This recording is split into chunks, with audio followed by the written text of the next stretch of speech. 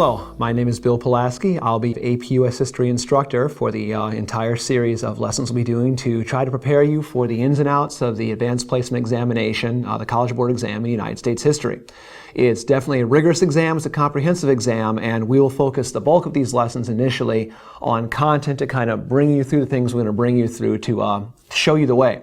We will then have time later on in our episodes to engage in some of the skills, prep you for some of the things you're actually going to see specific on the exam, etc., to get you ready for that big test day, that first week of May, when you guys are all getting ready for that big exam that you need to take. But we will start initially with content. We're going to walk you through an awful lot of the sequence of American history because content is a critical element to the exam. You have to be intellectual, you have to be articulate, you have to argue, but you also have to have some factual knowledge base with which to use to deploy to make your arguments and make your cases and know a little bit about the field. So we're going to start there. And as we start, I have a couple guidelines I just wanted to lay out for you all that are watching, which I use with my own students and have used for many years, just on history as a big picture sort of item. It's some general ground rules. And you'll see your first slide here references that our first rule of history is that everything happens for a reason. And it sounds simplistic and trite, but it's really important to understand and know. If you can understand the human motivations and rationales behind what made people do the things they did, then you can, for lack of a better term, take some of the mystery out of history. Some of the events of human agency, some of the things that people and societies do starts to become more clear and makes more sense. And so then linkage. Linkage is the term I use for trying to connect these events over time. I guess what we would call, or you've heard since your elementary school years, cause and effect. All events have reasons. We can find the reasons. We can kind of unravel some of the mysteries for why people have done the things they've done, why groups, societies, governments, and nation states have done the things they've done. Your second rule of history then, which dovetails in this first one, is that history is interpretive. A shorthand way that I used to reference this was that history is written by the winners, but that's not even always the case anymore. What I mean by that is history, break the word down, his story.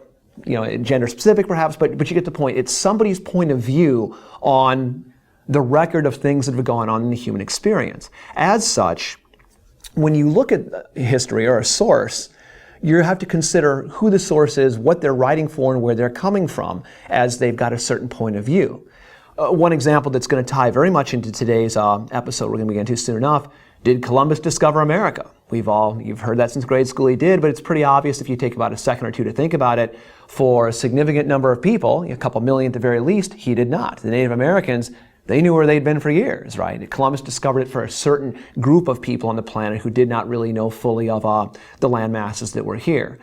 Similarly speaking, you could talk about the way that Native Americans were portrayed in movies. Compare some of the movies you'd seen with cowboys and Indians where they're going after the settlers in the wagon train with some of the more sensitive portrayals of Native Americans through the eyes of the Native Americans themselves experiencing things. So history depends on your point of view or the point of view of the sources you're looking at. So perhaps the best way to conclude that would be say, in some ways, history is an argument without end. And in some ways, that's a useful line of departure for you to head into the AP exam, because you will be called upon to make arguments in the AP exam, to take positions and justify and defend your positions on what you think the historical record means. Not just you personally, but your reading of the evidence and the information in front of you. So with that little bit of ground laying work out of the way, we do want to start walking into some narrative through the content now, taking you through some of the material, or all the material at least, of the chronological timeline for United States history.